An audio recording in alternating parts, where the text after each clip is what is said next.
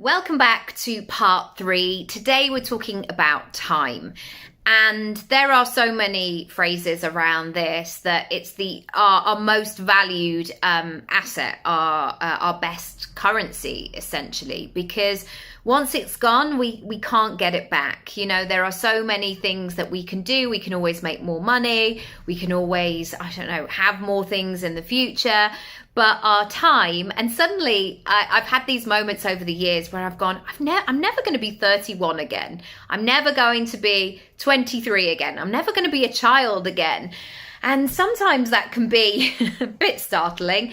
But anyway, I want you to think about how you want to spend your time and what's important in your day. And certainly since I've had children and throughout my 30s, the way that I see my time is much more as a 24/7, so a 24-hour clock rather than a 9 to 5, essentially. Not that I necessarily lived that corporate life before, but the way that I now run my business, it's definitely not neat and tidy in a 9 to 5 window, essentially. And I also have found the power of the mornings. I love getting up really early. 5 o'clock is like, if I'd slept the night before, let's just say, I'm not kind of advocating this 2-hour sleep thing, and I certainly wasn't doing it when my kids are awake all the time.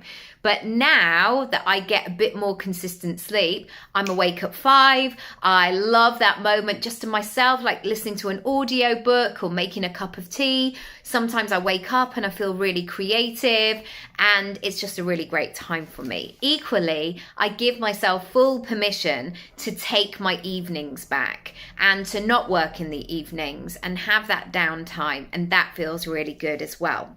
So I want you to think about what's really important to you in terms of your schedule, your timetable, and the way that you want to live out your schedule, your life. Because if you run your own business, you get to choose. And this thing of just like working harder and more and doing all of the things, I actually don't think that that's the one. I know some people absolutely love it, but also I think, and I guess this is why I always start with life before business, I'm sure there are lots of other things you want to be, do, have, and feel. So let me know how you get on, and I'll see you for part 4. Bye.